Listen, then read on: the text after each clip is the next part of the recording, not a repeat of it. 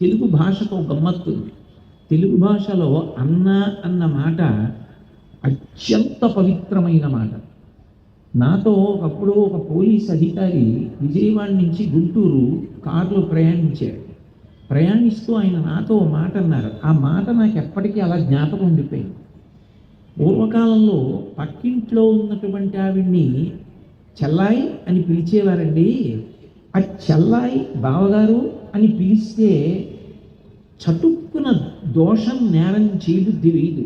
ఒకవేళ అవతల వారు ఏదైనా పొరపాటు చేసినా చెల్లాయిని పిలిచాం, ఫోన్లే అన్నగారు క్షమించేద్దాం అనిపిస్తుంది. ఆ పిలుపులు పోయి పేర్లు పెట్టి పిలుచుకోవడం వచ్చిన తరువాత నేరాల సంఖ్య పెరిగిందండి. అన్నయ్య గారు చెల్లాయి అని పిలుచుకున్న రోజుల్లో ఇన్ని నేరాలు లేవు. ఆ సంస్కృతి పోవడం నేరాల సంఖ్య పెరగడానికి కూడా కారణం. అది మళ్ళీ రావాలండి. ఛాందసం అన్న మాట అడ్డుపెట్టి సంస్కృతిని చంపేసి నేరాలు పెంచేస్తున్నారు అన్నాడే. ఆయన ఆవేదన నాకు అర్థమైంది నిజంగా. అన్నయ్య అన్నయ్య అన్నయ్య అని చెల్లెలు పిలుస్తుంటే చెల్లాయ్ చెల్లాయ్ అని అన్నయ్య అన్నప్పుడు ఆ ఇద్దరి మధ్య ఉండేటటువంటి అనుబంధం, ఆ ప్రేమ, ఆ మాధుర్యం పరమాద్భుతం. అందుకే ఆ అనుబంధాన్ని గుర్తు చేశాడు. అందున భాగవతాన్ని ఆంధ్రీకరించినప్పుడు పోతన గారు ఈ మానవీయ అనుబంధములకు పట్టాభిషేకం చేస్తూ మాట్లాడారు. ఆదరోక్తి ప్రయోగం చేస్తూ అమ్మ అన్న మాట ఎక్కడొచ్చినా, అన్న అన్న మాట ఎక్కడొచ్చినా ఆయన అంత అద్భుత ప్రయోగాలు చేశారు. అందుకే వసుదేవుడు కంసుడితో మాట్లాడుతూ అన్నాడు, అన్నవు నీవు చెల్లెలికి అక్కట మాడలు చీరలిచ్చుటో మనన చేయుటో మధుర బంజుల భాషలను ఆధరించుటో చేయక మిన్నుల మ్రోతలి నిజము మీలిని చంపకుమన్న మాని రావన్న సహింపుమన్న తగదన్న వధింపుమన్న వీడెదన్. ఆయనకి అన్నగాడుగా బావగారు, కానీ ఆ అన్న అన్న అన్న అని 1-4 మాటలు అనడంలో నువ్వు ఆమెకు అన్న ఆ మాట వెనక ఉన్నటువంటి సౌహార్ద్రతని అర్థం చేసుకో. చెల్లెలి కష్టం తీర్చినవాడు అన్న కానీ చెల్లెల్ని కష్టపెట్టిన వాడు అన్న ఎలా అవుతాడు? అసలు ఆ మాటకి కళంకం అది. నువ్వు అలా ప్రవర్తించకూడదు. కాబట్టి అన్నవు నీవు చెల్లెలికి జ్ఞాపకం చేశాడు, అనుబంధాన్ని గుర్తు చేశాడు. ఆవేశంలో మర్చిపోయావా? అన్నవు నీవు చెల్లెలికి అక్కట మాడలు చీరలిచ్చుటో. ఇంటికి అక్క చెల్లెలు వచ్చింది అంటే ఆమె మనసు గాయపరచకుండా నువ్వు ఏమిచ్చావన్నది చూడదు ఆడపిల్ల.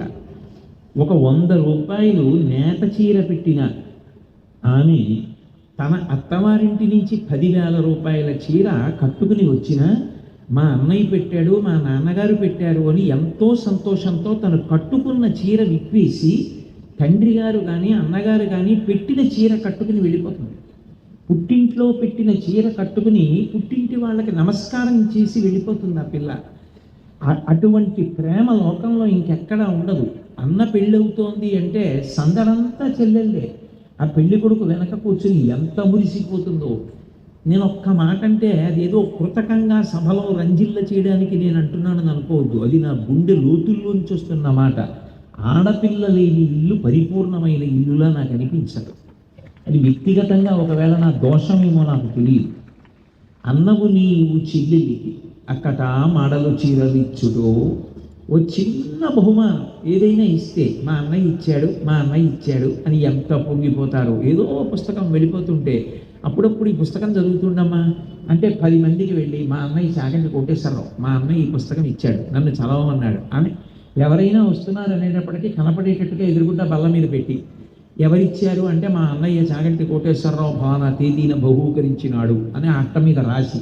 ఎందుకు అదంతా అంటే ఆ అన్నయ్యకి నేను చెల్లెల్ని. వాడు పనికొచ్చినవాడా పనికి మాలినవాడా వదిలేయండి, ఏదో ఉదాహరణ చెప్పాలి కాబట్టి నా మీద పెట్టుకున్నాను, కానీ నేను ఏదో గొప్పవాడిని కాదు నా ఉద్దేశం. పోనీ అలాంటి చోట పెట్టుకునైనా మురిసిపోదామని పెట్టుకున్నాను, నాకు చెల్లెలు ఉంది కాబట్టి.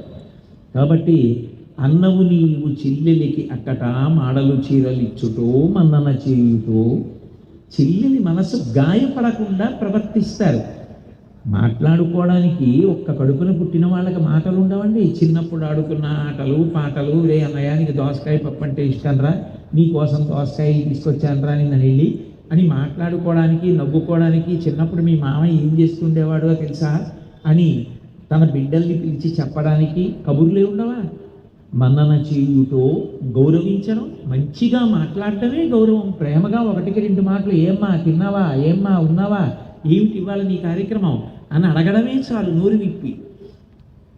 ఒక రకంగా పోతన గారు కుటుంబాలకి బోధ చేస్తున్నారేమో అనిపిస్తుంది. ఈ పద్యాలు బాగా చదువుకుంటే ప్రతి ఇంట్లో జేబులోంచి ఏదో తీసి అస్తమానం అలా చూసుకుంటూ చెవుల్లో ఏవో పెట్టుకుని దాంట్లో మాట్లాడడం మానేసి పక్కనున్న వాళ్ళతో మాట్లాడడం అలవాటు అవుతుంది అనిపిస్తుంది.